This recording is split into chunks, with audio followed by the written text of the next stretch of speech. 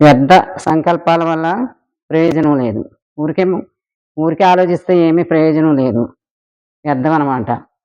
మనం వర్తమానంలో చేయవలసిన కర్తవ్యం వదిలి, గతంలో జరిగిన సంఘటనలు గానీ, ప్రాప్తులను గురించి గానీ చింతిస్తూ ఉంటాం. వర్తమానంలో ఈరోజు ఇప్పుడు ఏం జరుగుతుందో దాన్ని ఆలోచించడం మాని, గతంలో ఏదో జరిగిపోయింది, లేతే గతంలో అది ప్రాప్తించింది, కష్టమొచ్చింది, నష్టమొచ్చింది. ఇదే మనం ఆలోచిస్తూ, చింతిస్తూ ఉంటామనమాట. ఆలోచన తీరు అలా ఉంటది. గతంలోయే తలుచుకుంటాం. వర్తమానాన్ని పాడు చేసుకుంటాం. అలా కాదు. ఏం చేయాలి? ఇది నిష్ప్రయోజనం. ఇలా ఆలోచించడం నిష్ప్రయోజనం. మనకు ప్రాప్తించిన అన్ని విషయాలకు మనం చేసుకున్న భాగ్యమే కారణం. కష్టమైనా, నష్టమైనా, సుఖమైనా, దుఃఖమైనా ఏది అయినా సరే మనకొచ్చిందేంటి? రోగమైన, అరిష్టమైన ఇయన్నీ మనం చేసుకున్న కర్మలకే వచ్చే భాగ్యం అనమాట అది. మంచైతే చెడ్డైనా అదే భాగ్యం. మనం చేసుకున్నదే మనకొస్తుందనమాట. కారణం. దీని గురించి చింతించక ముందుకు వెళ్ళాలి. జరిగిపోయిన దాన్ని ఇలా జరిగింది, అలా జరిగింది అని ఊరికే బాధపడిపోయి చింతించి, మనం చింతించకుండా ఏం చేయాలి? ముందుకెళ్ళిపోవాలి. మనము ఎప్పుడు నేను అనుకున్న ఇది జరగడం లేదని బాధపడుతూ ఉంటాం. మనం అనుకున్నన్నీ జరిగిపోవు గదా! ఎవరికీ జరగవు. ఇప్పుడు నాకు జరిగినయి మటుకు తలపెట్టుకోం గానీ, జరగలేదని బాధపడుతూ ఉంటాం. మనపై మనకు ఆత్మవిశ్వాసం లేదు. మనపై మనకి విశ్వాసం అనేది లేదు. ఉంటే అలా అనం. శ్రేష్టమైన సంకల్పాలతో ముందుకు సాగాలి. మన మీద మనం విశ్వాసం పెట్టుకొని మంచి సంకల్పాలతో ముందుకు సాగాలి.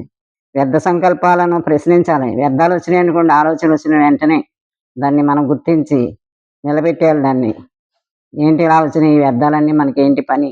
ఎంతో నష్టం అని దాన్ని ప్రశ్నించి దాన్ని వదిలించుకోవాలి. ప్రశ్నించాలనమాట. జవాబు దొరకదు అనుకోకూడదు. జవాబు దొరకదు అనుకోకూడదు. ఆధ్యాత్మిక రంగంలో ప్రయత్నించాలి. సమాధానం ఎక్కడ ప్రయత్నించాలి? ఆధ్యాత్మిక రంగంలో ప్రయత్నించాలి. ధ్యానంలో జవాబుకై ప్రయత్నించాలి. ధ్యానంలో కూర్చొని కళ్ళు మూసుకొని ధ్యానంలో ఉంటే అన్నిటికి మనకి జవాబు దొరుకుతుంది. ప్రయత్నించాలి. ఆశాభావంతో ఉండాలి. ఎంత నష్టపోయినా, ఎంత కష్టపడినా ఆశాభావాన్ని వదలకూడదు. వ్యర్థ ప్రశ్నలను ఖండించాలి. వ్యర్థంగా వచ్చే ప్రశ్నలు, జవాబు లేని ప్రశ్నల్ని ఖండించేయాలి.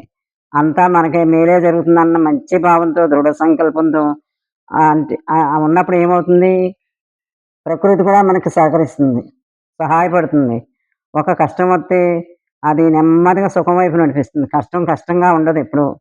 సుఖం వైపే నడిపిస్తుంది. అలాగే దుఃఖం కూడా అనుభవంలో సంతోషంగా మారుతుంది.